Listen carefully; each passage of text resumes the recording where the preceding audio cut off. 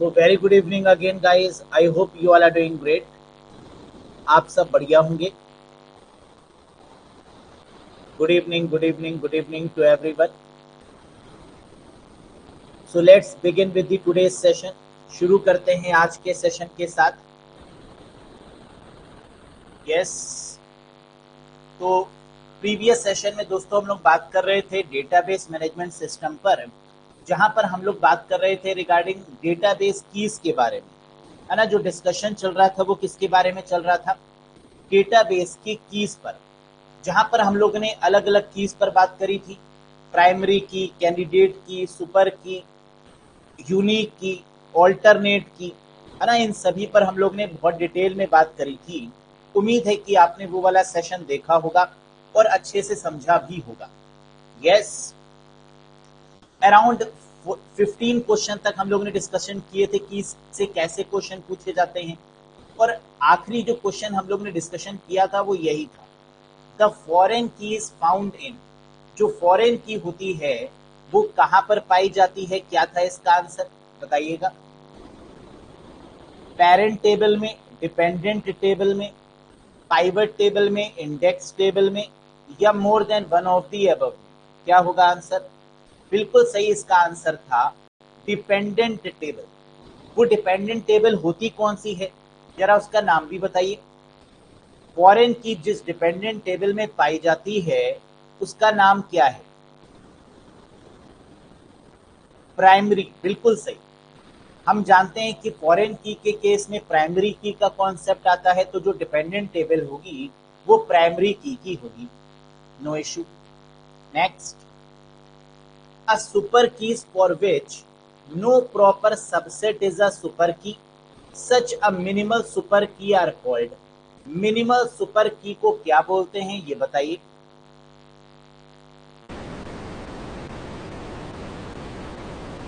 बिल्कुल सही आंसर आप सभी दे रहे हैं और करेक्ट आंसर होगा कैंडिडेट की.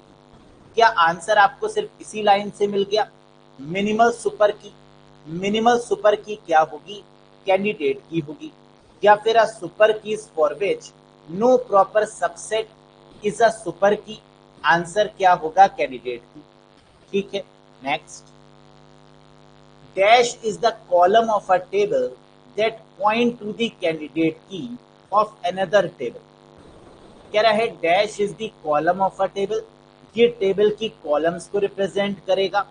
That point two the candidate की ऑफ अनदर टेबल.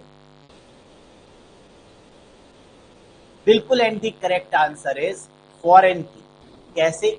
मैंने आपको बताया था कि जब कभी भी दो टेबल के बारे में बात हो रही हो तो आंसर क्या होगा? फॉरेन की. क्या इस केस में दो टेबल के बारे में बात हो रही है? जी हाँ. अनदर टेबल के बारे में बात हो रही है और कॉलम्स के बारे में बात हो रही है. तो प्राइमरी की हमेशा किस पर काम करती है? कॉलम्स पर. अगर प्राइमरी की कॉलम्स पर काम करेगी तो फॉरेन की भी क्या कॉलम्स पर काम करेगी? यस या नो? बिल्कुल. तो आंसर क्या होगा? That is called foreign key. Next. The purpose of the foreign key is to identify a particular row of. कह रहा है फॉरेन की का जो पर्पज है वो क्या है? Parent table and child table, referencing table, reference table, या बोथ 2 and 3, या बोथ 1 and 2. क्या होगा आंसर? बिल्कुल. जब हम बात करते हैं किसकी? फॉरेन की, तो क्या वहां पे रेफरेंस की बात होती है? हाँ. क्योंकि फॉरेन की टेबल को रेफरेंस टेबल भी बोला जाता है. लेकिन रेफरेंसिंग होगा या रेफरेंस्ड होगा, ये इंपॉर्टेंट पॉइंट है. और करेक्ट आंसर होगा रेफरेंस्ड. रेफरेंसिंग नहीं बोलते. जब फॉरेन की बात करते हैं तो हमेशा आंसर क्या होगा? Referenced table. यानी third is the correct answer. और इस क्वेश्चन में अक्सर कैंडिडेट को प्रॉब्लम होती है. जब भी ये क्वेश्चन एनबीएस केबीएस के एग्जाम में आता है तो बच्चे हमेशा कंफ्यूज हो जाते हैं रेफरेंसिंग और रेफरेंस के केस में. तो याद रखने वाली बात यह है कि फॉरेन की के केस में जो टेबल बनती है वो रेफरेंस होती है, लेकिन उसे क्या बोलते हैं? Referenced table. Next. Tuples can be uniquely identified by an attribute or set of attribute known as dash key. बताइए।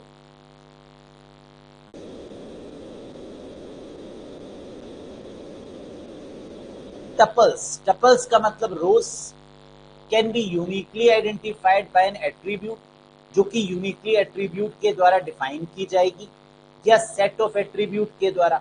इसे क्या बोलेंगे? बिल्कुल, and the correct answer is candidate. इस केस में कैंडिडेट अक्सर आंसर लगाते हैं प्राइमरी की, लेकिन इसका आंसर कैंडिडेट की क्यों हुआ, जरा ध्यान से समझिए। Tuples can be uniquely identified, अगर सिर्फ यूनिकली आइडेंटिफाइड की बात हो रही होती तो प्राइमरी की होता।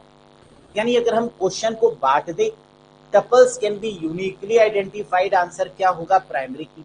लेकिन बाय एन एट्रीब्यूट और set of attribute is known as, यानी उसका सेट कहां से निकल के आता है ये बताओ मुझे। तो आप कहेंगे सर कैंडिडेट की में से ही तो प्राइमरी की निकल के आती है। एक सेट है जिसमें कई सारी कैंडिडेट की हैं और उन कैंडिडेट की में से एक निकल के आती है प्राइमरी की। तो tuples can be uniquely identified by an attribute और सेट ऑफ एट्रीब्यूट। सेट का मतलब collection of attribute, that is known as candidate. क्या ये समझ में आया या नहीं आया बताओ?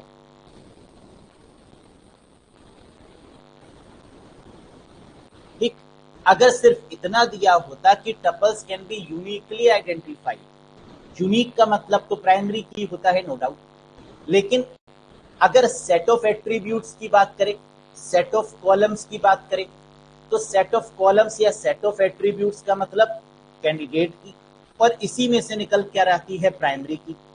जो बच जाती है प्राइमरी की से उसको क्या बोलते हैं बताइए? जो बच जाती है प्राइमरी की से उसको क्या बोलते हैं? ऑल्टरनेट। ऑल्टरनेट की, है ना, जो बच गई वो क्या हो गई? Alternate.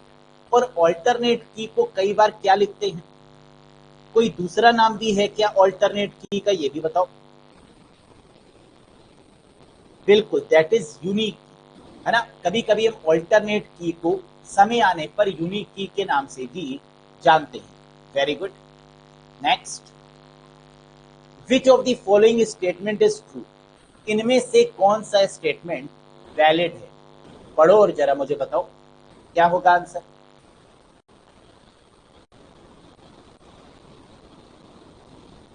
Candidate keys are subset of a super key. Candidate keys are superset of super keys. Candidate keys are set of super keys. Candidate keys are super keys या ऑल ऑफ दीज? सोचो बहुत ध्यान से बताना। Candidate keys क्या है? एक super set है या नहीं है सुपर कीज का? यानी सुपर कीज में से ही निकल के आई है कैंडिडेट की। सबसे पहले क्या होती है? सुपर की, और सुपर की के बाद में क्या बनती है? कैंडिडेट की। तो हम क्या लिख सकते हैं? The correct answer is option number 2, candidate keys are super set of super keys, that is the correct answer. Clear है? समझ में आया? कल के सेशन में ये बात मैंने आपको बताई थी कि सुपर की तो कोई भी हो सकती है, लेकिन सुपर की में से वो जो प्राइमरी उसको डिफाइन करे, जो कि इंडिविजुअल उसको डिफाइन करे, that is called candidate key, है ना। Minimal super key, that is the correct answer. Next, which of the following key is considered unique in a table? ऐसी कौन सी की है टेबल में जो कि सबसे यूनिक होगी? प्राइमरी की, कैंडिडेट की, फॉरेन की, सुपर की या ऑल ऑफ दीज? बताओ।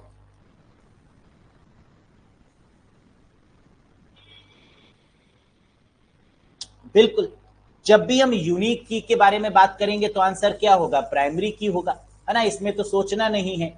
यूनिक जो होगी वो हमेशा कौन सी की होगी? प्राइमरी की होगी, नो डाउट।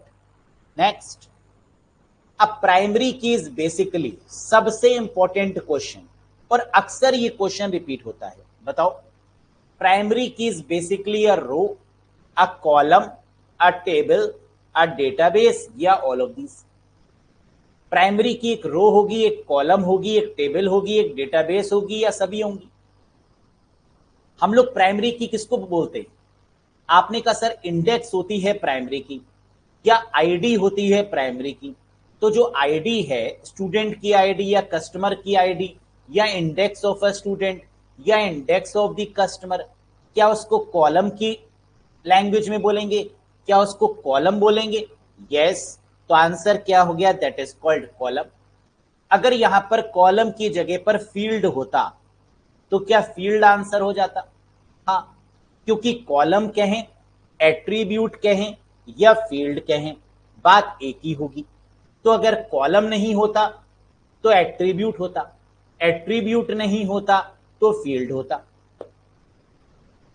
क्लियर है? Very good. Next, if multiple columns are used as primary key, it is known as. अगर कई सारे कॉलम्स का यूज कर रहे हैं प्राइमरी की के लिए तो इसे क्या बोलेंगे? Unique, composite, foreign, all of these, या नन ऑफ दी अबव? बताइए। जैसे कल मैंने आपको एक एग्जाम्पल लेकर भी समझाया था कि एटीएम कार्ड के ऊपर जो नंबर है क्या वो प्राइमरी की है? हाँ, लेकिन उसके साथ में ओटीपी भी आता है, तो ओटीपी क्या हो गया उसके साथ में? कंपोजिट। पिन और ओटीपी दोनों मिला लीजिए तो क्या हो गया? Composite attribute. तो करेक्ट आंसर क्या होगा? That is option number 2। If multiple columns are used as a primary key, it is known as composite key. Next, which of the following statement is true about the primary key? इनमें से कौन सा statement primary की के regarding बिल्कुल सही है? बताइए। Table integrity is not enforced by the primary key. Data in a primary key is always multiple. 900 byte is the maximum length of the primary key. क्या null values are allowed in a primary key? देखो कितना आसान question है। अगर आपको इसका answer सही से नहीं भी पता है तो भी ऑप्शन से आप बता सकते हैं। आइए एक एक करके देखते हैं। पहला, table integrity is not enforced by the primary key. क्या integrity of a table primary की से नहीं होती? होती है।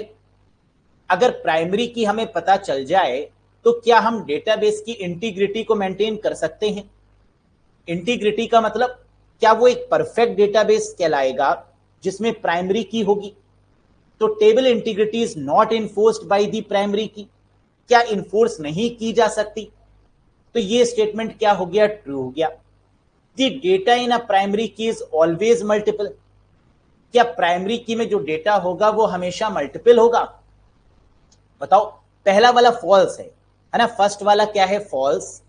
Data in a primary key is always multiple, नहीं, हमेशा यूनिक होता है, ये भी आपका गलत हो गया।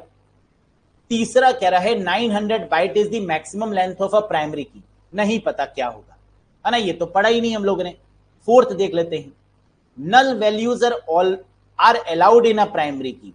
क्या प्राइमरी की में नल वैल्यूज को अलाउ किया जाता है? यस या नो? नहीं सर। यूनिक वैल्यू नल हो सकती है लेकिन प्राइमरी वैल्यू कभी भी नल नहीं हो सकती, तो फोर्थ हो नहीं सकता।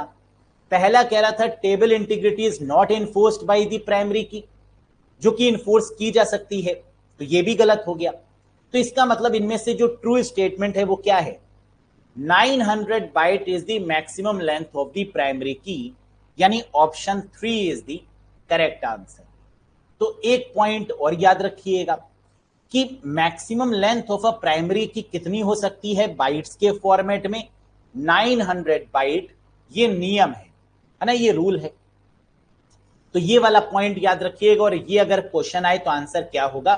900 byte is the maximum length of primary key. Next, primary keys can be contained in a table only dash, once, twice, thrice, all of these, या नन ऑफ दी अबव? बताइए। प्राइमरी की को table में कितनी बार use कर सकते हैं? एक बार, दो बार, तीन बार, ऑल ऑफ दीज, या नन ऑफ दी अबव? सिर्फ एक बार। तो प्राइमरी की का मतलब ही यही है कि उसकी डुप्लीकेसी ना हो, है ना, उसका रेप्लीकेट ना हो, तो that is only once is the correct answer, यानी first option is the right one. Next, to add a primary key constraint after table is created, which clause is used? To add a primary key, कह रहा है अगर हमें primary key को add करना है ना, प्राइमरी की को ऐड करने का मतलब कोई नया स्टूडेंट आया और उसकी डिटेल्स को ऐड करना है, प्राइमरी की को ऐड करना है, after table is created, which clause is used? तो प्राइमरी की किस पर काम करती है? टीडीएल कमांड्स पर, है ना, ये तो आपको पता ही है कि डेटा डेफिनेशन लैंग्वेज पर काम करती है। और इनमें से जो डीडीएल का कमांड है वो क्या है? अपडेट, ऐड, ऑल्टर, ज्वाइन या all of this? Correct answer होगा ऑल्टर, है ना। क्या करेंगे? ऑल्टर का यूज करेंगे, क्योंकि हमारे यहां पर जो डीडीएल कमांड्स होते हैं वो क्या होते हैं? क्रिएट, ऑल्टर, ड्रॉप या ट्रंकेट। ट्रंकेट तो रिमूव करने को कहा जाता है, ड्रॉप के केस में पूरे डेटाबेस टेबल को रिमूव करने को कहा जाता है। क्रिएट तो करेंगे नहीं, क्योंकि क्रिएट के द्वारा तो डेटाबेस की टेबल क्रिएट करते हैं और टेबल तो ऑलरेडी क्रिएट हो चुकी है। तो उसके बाद में क्या बचा? Alter, that is the correct answer. समझ में आया क्वेश्चन? हाँ या ना बता दो फटाफट।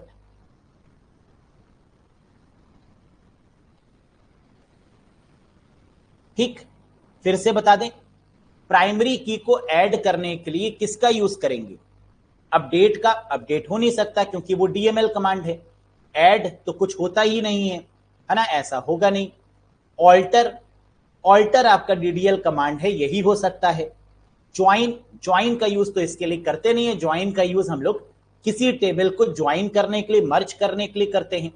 ऑल ऑफ दीज हो नहीं सकता, है ना, नॉर्मल सी बात। Next, in order to remove a primary key constraint, which clause is used? अभी हम लोग ने देखा था कि अगर प्राइमरी की को ऐड करना है तो क्या करेंगे? ऑल्टर का यूज करेंगे। और अगर प्राइमरी की को क्या करना है? रिमूव करना है, तो किसका यूज करेंगे? डिलीट, ड्रॉप, ऑल्टर, रिमूव या ऑल ऑफ दीज? बताइए। रिमूव करना है। ऑल्टर का मतलब तो होता है चेंजेस, ऐड करना या चेंज करना, तो ऑल्टर तो हो नहीं सकता। बचा क्या? एक ही बचा, दैट इज कॉल्ड ड्रॉप। अब सर ड्रॉप के केस में तो पूरा का पूरा टेबल ही स्वाहा हो जाता है, लेकिन यहां पर कह रहा था in order to remove a primary key constraint which clause is used? Truncate तो गिवन नहीं है। अगर हम पूरे टेबल को ही स्वाहा कर देंगे तो क्या प्राइमरी की भी रिमूव हो जाएगी? जी हां, पूरी टेबल भी उड़ जाएगी और इसके साथ साथ जो डेटा है उसके अंदर वो भी उड़ जाएगा, है ना। तो आंसर क्या लिख देंगे? ड्रॉप, क्योंकि आंसर आपको सिर्फ डीडीएल कमांड में ही देना होगा। प्राइमरी की के केस में क्रिएट हो नहीं सकता, ऑल्टर हो नहीं सकता, ड्रॉप ही बचेगा, ट्रंकेट तो गिवन ही नहीं है ना, नॉर्मल सी बात है। Very good. Next, in order to build a link between two table which key is used? बताइए। In order to build a link between two tables, दो टेबल्स के बीच में लिंक बनाने के लिए किसका यूज करेंगे? सर आपने कहा था कि जब भी दो टेबल की बात आएगी आंसर हमेशा फॉरेन की होगा, और फॉरेन की और प्राइमरी की क्या ये कॉन्सेप्ट दो टेबल को आपस में लिंक कर रहा है? यस सर, तो आंसर इज व्हाट? फॉरेन की। Clear? Next, foreign key is a field in a table that is dash key in another table. बताइए। Primary, unique, composite, all of these या none of the above? foreign key is a field in a table that is primary key in another table. अगर एक table में वो foreign की है तो क्या दूसरे टेबल में वो प्राइमरी की होगी? जी हां, correct answer is option number 1। Next, when two or more columns are combined to be used to uniquely identify each row in the table is known as? बताइए बहुत ध्यान से, है ना, सावधानी हटी, दुर्घटना घटी। प्राइमरी की, यूनिक की, कंपोजिट की, फॉरेन की, या ऑल ऑफ दीज? बिल्कुल, and the correct answer is composite key. क्या कह रहा था? व्हेन टू और मोर कॉलम्स। ये वैसा ही क्वेश्चन नहीं है जैसा अभी हम लोगों ने देखा था। दो या दो से ज्यादा columns are combined to use a uniquely identified each row in the table. Unique identify करने के लिए क्या होगा? एक से ज्यादा प्राइमरी की, और एक से ज्यादा प्राइमरी की का मतलब एक तरीके से कंपोजिट की बात हो रही है। Yes, very good. Next, for one table there can be dash unique key constraints. एक टेबल में कितनी यूनिक की हो सकती हैं? एक, null, many, all of these, या नन ऑफ दी अबव? ये तो बहुत आसान है ना। कल के सेशन में विद प्रूफ मैंने आपको दिखाया था कि अगर एक टेबल है तो उसमें प्राइमरी की एक होगी, लेकिन यूनिक की दो भी हो सकती हैं, तीन भी हो सकती हैं। तो आंसर क्या होगा? मैनी, यानी third is the correct answer. Primary key तो एक ही होगी, ये तो कंफर्म है, लेकिन यूनिक की क्या एक से ज्यादा हो सकती है? हाँ। अगर हमने स्टूडेंट आईडी को प्राइमरी की माना है तो स्टूडेंट का जो रोल नंबर है वो क्या होगा? यूनिक की। जो ईमेल आईडी है वो क्या होगी? यूनिक की। आधार नंबर है वो क्या होगा? यूनिक की। पैन नंबर अगर दिया है तो वो क्या होगा? यूनिक की। सही है। नल भी हो सकती है क्या? बिल्कुल, मैंने आपको बताया था कि यूनिक की हमारी नल भी हो सकती है, लेकिन क्वेश्चन में क्या कह रहा था? For one table there can be zero unique key. Unique key value null हो सकती है, लेकिन क्या नल का मतलब जीरो? क्या जीरो यूनिक की हो सकती है? नहीं, है ना। वो नल अलग है। नल का मतलब होता है ब्लैंक, खाली हो सकती है यूनिक की। यस, एक जगह पर खाली हो सकती है, एक से ज्यादा नहीं। लेकिन for one table there can be many unique key constants, है ना, क्वेश्चन के according. Very good. Next, all other columns other than the column which is termed as primary key are known as। कह रहा है primary की के अलावा जितने भी कॉलम्स होंगे उनको क्या बोलेंगे? सुपर की? नहीं। ऑल्टरनेट की? हाँ बोल सकते हैं। Composite key? नहीं। फॉरेन की? नहीं। Surrogate key? नहीं। यानी all other columns other than the column which is termed as primary key is called alternate key, यानी second is the right answer. Clear है? Very good. Next, a two dimensional table of data is called group, set, declaration, relation, या more than one of the above? Two dimensional table of data, table of data को और क्या बोल सकते हैं? Relation बोल सकते हैं। टेबल बोले या रिलेशन बोले, बात तो एक ही है। तो करेक्ट आंसर क्या होगा? That is option number 4, called relation. मैंने आपको स्टार्टिंग में बताया था कि टेबल का मतलब रिलेशन भी हो सकता है, कॉलम का मतलब एट्रीब्यूट्स भी हो सकता है, फील्ड भी हो सकता है, रो का मतलब टपल्स भी हो सकता है ना। तो these are called the synonyms. Next, a table is perceived as two-dimensional structure composed of। कह रहा है अगर एक टेबल है उसमें 2D स्ट्रक्चर है तो इसका मतलब उसमें क्या है? एक्स एंड वाई कोऑर्डिनेट है, मैट्रिक्स है, रोज एंड कॉलम्स हैं, इंटरसेक्शन ऑफ डेटा है, या more than one of the above है। हम जानते हैं 2D का मतलब क्या होता है, 1D का मतलब रोज और 2D का मतलब रोज और कॉलम्स। एक डायमेंशन का मतलब क्या होगा? रोज। दो डायमेंशन का मतलब क्या होगा? रोज एंड कॉलम्स। और तीन डायमेंशन का मतलब क्या होगा? उसकी हाइट या उसकी विड्थ, है ना। That is the third dimension. Next, a relation is analogous to a. कह रहा है जो रिलेशन है वो किसके सिमिलर होगा, किसके एनालॉगस होगा? फाइल, फील्ड, रिकॉर्ड, रो, या more than one of the above? बताइए। रिलेशन को और क्या बोल सकते हैं? रिलेशन का मतलब टेबल, है ना। अभी बताया कि रिलेशन का मतलब क्या होता है? टेबल। और टेबल का दूसरा नाम क्या है? फाइल। MS वर्ड की फाइल या MS एक्सेल की फाइल क्या एक टेबल को रिप्रेजेंट करती है? हाँ। क्या एक रिलेशन को रिप्रेजेंट करती है? हाँ। तो a relation is analogous to a table, लेकिन टेबल तो है नहीं, तो टेबल के बदले हम लोग क्या बोलेंगे? फाइल बोलेंगे। सर कैसे? अगर एक टेबल है तो उसमें क्या होगा? एक एम्प्लॉय की सारी डिटेल्स होंगी कि कई सारी एम्प्लॉयज की डिटेल होंगी? सर एक एम्प्लॉय की भी हो सकती है, कई सारे एम्प्लॉय की भी हो सकती है। कंप्लीट डिटेल को फाइल बोलेंगे, फील्ड बोलेंगे, रिकॉर्ड बोलेंगे, रो बोलेंगे, या more than one of the above? Field तो बोल नहीं सकते, रिकॉर्ड भी नहीं बोल सकते, रो भी नहीं बोल सकते, क्या बोलेंगे? इंप्लॉय की फाइल लेकर आओ। यही तो कहते हैं कि उस एम्प्लॉय की फाइल लेकर आओ, यानी उसका पूरा टेबल लेकर आओ, उसकी पूरी रिलेशन लेकर आओ। तो उसके बारे में कंप्लीट इंफॉर्मेशन कहां मिलेगी? फाइल में। समझ में आया? यस या नो? सर रिकॉर्ड क्यों नहीं बोलते हैं?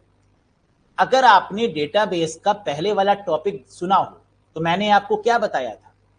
Bit, byte, field, record, file. बताया था नहीं बताया था? जो डेटाबेस की हायरार्की होती है, बिट, बाइट, बाइट का मतलब character, field, bit, byte, field, record, file, और फिर डेटाबेस। डेटाबेस भी हो सकता था अगर दिया होता तो, लेकिन वो तो दिया ही नहीं है, तो डेटाबेस से एक नंबर कम पर क्या आएगा? फाइल। एक एम्प्लॉय की या कई सारी एम्प्लॉय की फाइल तो होंगी, फील्ड भी नहीं होगा, रिकॉर्ड भी नहीं होगा, रो भी नहीं होगा। समझ में आया? Very very good. Next, analogous का मतलब होता है synonym. A relation is a synonym to a what? File. Next, a relation is also known as, same question, कि रिलेशन का दूसरा नाम क्या है? टेबल, टपल, रिलेशनशिप, एट्रीब्यूट, या more than one of the above? या आता है बताएंगे नहीं, ये भी हो सकता है। बिल्कुल। सर अभी अभी आपने बताया था कि रिलेशन को टेबल भी बोल सकते हैं, तो रिलेशन के केस में आंसर फाइल भी हो सकता है या आंसर टेबल भी हो सकता है। तो करेक्ट आंसर क्या होगा? टेबल। क्लियर है? Next, an attribute is also known as, attribute का दूसरा नाम क्या है? बहुत सरल question, table, relation, row, field, या more than one of the above? Sir attributes को कॉलम भी बोल सकते हैं और फील्ड भी बोल सकते हैं। तो क्या कॉलम दिया है? ना। क्या फील्ड दिया है? हाँ। तो correct answer is field. Next, a row of a relation is called, row को क्या बोलेंगे? Row of a relation, attributes, entity, tuple, all of these, या more than one of the above? बताइए।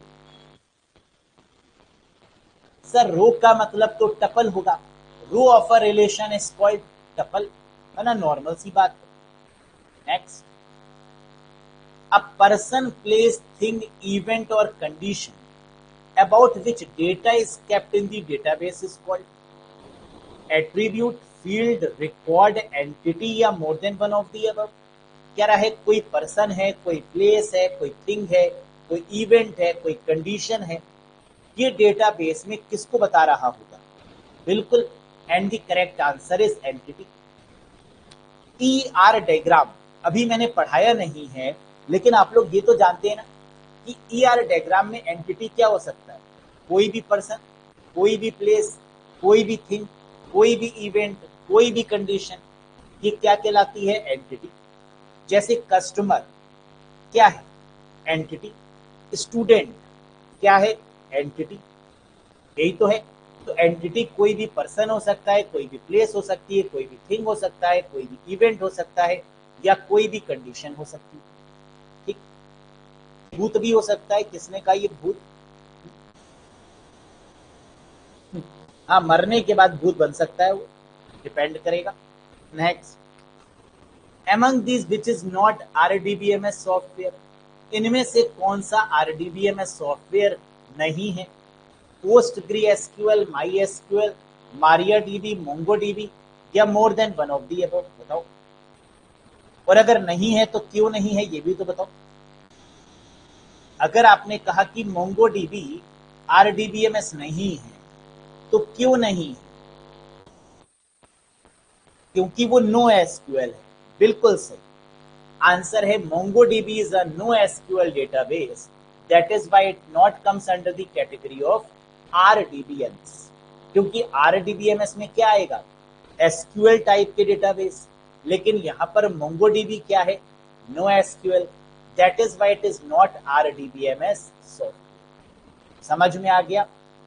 डन कर दी, वेरी गुड। तो इसी के साथ कीज का कॉन्सेप्ट विजय प्राप्त कर ली इस पर हमने। अब बात करेंगे ईआर मॉडल पर। हालांकि ये कॉन्सेप्ट इतना इंपॉर्टेंट नहीं है ना, बहुत ज्यादा क्वेश्चन इस पर नहीं बनते, बहुत ज्यादा कॉन्सेप्ट नहीं बनते, लेकिन फिर भी एग्जाम में एक क्वेश्चन या दो क्वेश्चन तो आ ही सकते हैं। यहां से पढ़ लेते हैं फटाफट। एंटिटी रिलेशनशिप मॉडल क्या मतलब है? एंटिटी का मतलब पर्सन, प्लेस, थिंग, ऑब्जेक्ट, कुछ भी हो सकती है, और उनके बीच में जो रिलेशन है ना, वो कैसी है उसको दिखाने के लिए ईआर मॉडल का यूज करते हैं। या इन शॉर्ट अगर मैं ये बोलूं कि पूरे डेटाबेस को शो करने के लिए ईआर मॉडल का यूज करते हैं, तो इसमें कोई गलत नहीं होगा। यही है ना, पूरे डेटाबेस को अगर हमें ग्राफिकल रिप्रेजेंटेशन के तहत दिखाना है तो किसका यूज करेंगे, ईआर मॉडल का। आइए जरा इस पर बात कर लेते हैं। ER model stands for entity relationship model number one, introduced by Peter chain in 1976। कह रहा है ईआर मॉडल को किसके द्वारा इंट्रोड्यूस किया गया, पीटर चेन के द्वारा। और कब किया गया, 1976 में किया गया। सर ईआर डायग्राम क्या है? बेटा वही तो बता रहे है ना, तुम्हें क्या लग रहा है प्रियंका चोपड़ा के बारे में बता रहे हैं आप? ईआर डायग्राम क्या है यही तो समझा रहे हैं। मतलब हद है, अभी टॉपिक शुरू हुआ नहीं कि तुम लोग ने कहा सर ईआर मॉडल क्या होता है। कैसे कर लेते हो तुम लोग? मतलब ये शक्तियां कहां से आती हैं तुम लोग को, कहां से आती हैं? चलो, तो ईआर मॉडल क्या है, एंटिटी और रिलेशनशिप स्टैब्लिश करने वाला मॉडल है। किसके द्वारा इंट्रोड्यूस किया गया, पीटर चेन के द्वारा 1976 में। It describe the structure of a database, यानी ईआर मॉडल क्या करता है, पूरे डेटाबेस के स्ट्रक्चर को डिफाइन करता है with the help of a diagram. किसकी मदद से, डायग्राम की मदद से, है ना। आप देख लो यही है ईआर मॉडल, जहां पर पूरे डेटाबेस के स्ट्रक्चर को हम किसके द्वारा डिफाइन करते हैं, डायग्राम के द्वारा। Diagrammatic representation of a database is called ER model. ER model is used to represent real world objects.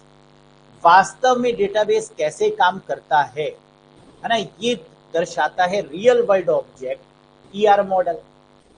ER model specially deals with entity, नाम से ही पता चल रहा है, entity relationship and their relations. Entity और उनके बीच में क्या रिलेशन है, that is called ER model. जैसे एक स्टूडेंट का रिलेशन किससे होगा, सर कॉलेज से होगा, सर उसके सिलेबस से होगा। तो स्टूडेंट, कॉलेज, सिलेबस, कोर्स, है ना, यही तो उसका रिलेशन बनेगा। तो ये हम किसके द्वारा दिखाएंगे, ईआर मॉडल के द्वारा। स्टूडेंट का रिलेशन टीचर से कैसा है, टीचर और स्टूडेंट के बीच में क्या रिलेशन है ना, that is called ER model. बिल्कुल सही, जीनियस। आइए और डिटेल में बात करते हैं। अब अगर मैंने कहा कि ईआर मॉडल को लिखने के लिए या ईआर मॉडल को समझने के लिए हमें डायग्राम्स की रिक्वायरमेंट होगी, डायग्रामेटिक रिप्रेजेंटेशन है, तो इसमें कुछ सिंबल्स का प्रयोग भी होगा, ये इंपॉर्टेंट है। ओवल का यूज, रेक्टेंगल का यूज, डायमंड का यूज और लाइंस का यूज। तो यहां पर जो ओवल है ये क्या शो करता है, what does Oval shows, show different attributes. Attributes का मतलब क्या होगा, स्टूडेंट की आईडी एट्रीब्यूट, स्टूडेंट का नेम एट्रीब्यूट, स्टूडेंट का कॉन्टैक्ट नंबर एट्रीब्यूट। तो एट्रीब्यूट्स को हमेशा हम किससे शो करेंगे? ओवल से। Rectangle shows the entity, student को किससे शो करेंगे? रेक्टेंगल से। और स्टूडेंट की जितनी भी इंफॉर्मेशन है उसको किससे शो करेंगे? ओवल से, एट्रीब्यूट से। डायमंड का मतलब रिलेशनशिप, स्टूडेंट और टीचर के बीच में जो रिलेशनशिप है वो कैसी है? 1 to 1 है, 1 to many है, या मैनी टू मैनी है? कैसी रिलेशन है ना, ये डायमंड के द्वारा शो करेंगे। लाइन का मतलब ये कनेक्टर्स के तौर पर यूज की जाती है, एक एंटिटी को, एक एट्रीब्यूट को दूसरे एट्रीब्यूट, एट्रीब्यूट को एंटिटी से जोड़ने के लिए लाइंस का प्रयोग करते हैं। तो link entity set to attribute and entity set to relationship with the help of lines. Normal सी बात है ना, अभी और डिटेल में समझ में आएगा। एंटिटी को किससे रिप्रेजेंट करेंगे? रेक्टेंगल से। एट्रीब्यूट को किससे रिप्रेजेंट करेंगे? ओवल से। रिलेशनशिप को किससे रिप्रेजेंट करेंगे? डायमंड से। वीक एंटिटी, वो एंटिटी जो दूसरे पर डिपेंडेंट है उसको वीक बोलते हैं। जैसे कोर्स, क्या इंडिविजुअल कुछ बता रहा है? नहीं। कोर्स डिपेंड होगा किस पर? सिलेबस पर। और सिलेबस डिपेंड होगा किस पर? स्टूडेंट पर।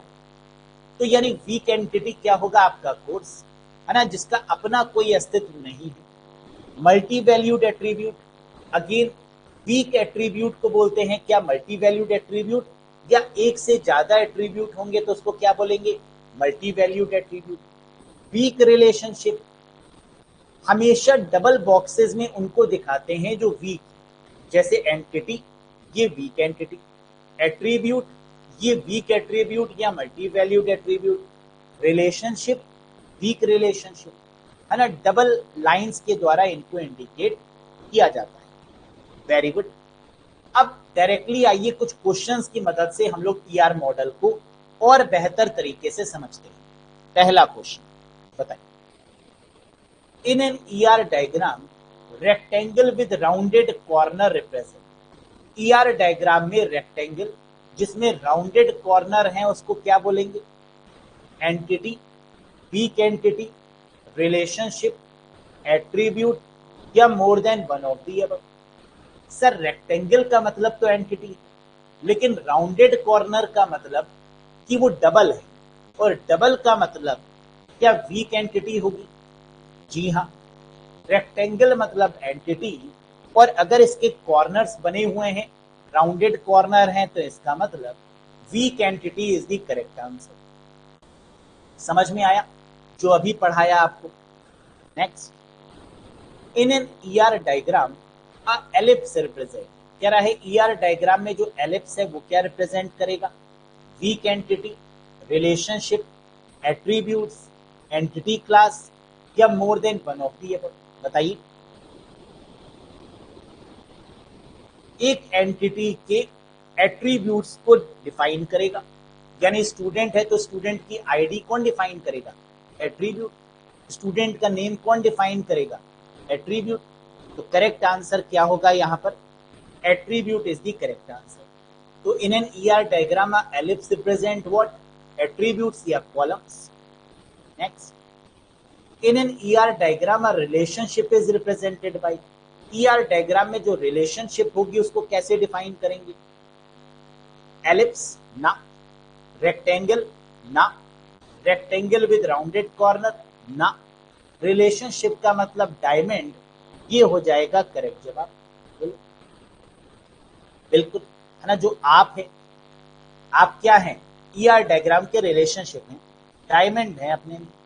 Next, an entity type whose existence depend upon another entity type is called। वो एंटिटी जो दूसरे पर निर्भर है, क्या है? कमजोर है ना, वीक है। तो correct answer is weak entity. Next, a person name, birthday and a social security number are all examples of. क्या रहा है? पर्सन का नाम, बर्थडे, सोशल सिक्योरिटी नंबर, ये सब किसके एग्जाम्पल्स हैं? एंटिटीज, एट्रीब्यूट, रिलेशनशिप, डिस्क्रिप्टर्स, या more than one of the above. ये सब क्या है? एक पर्सन का नाम, एक पर्सन है वो तो हो गया एंटिटी, लेकिन उसके एट्रीब्यूट क्या है?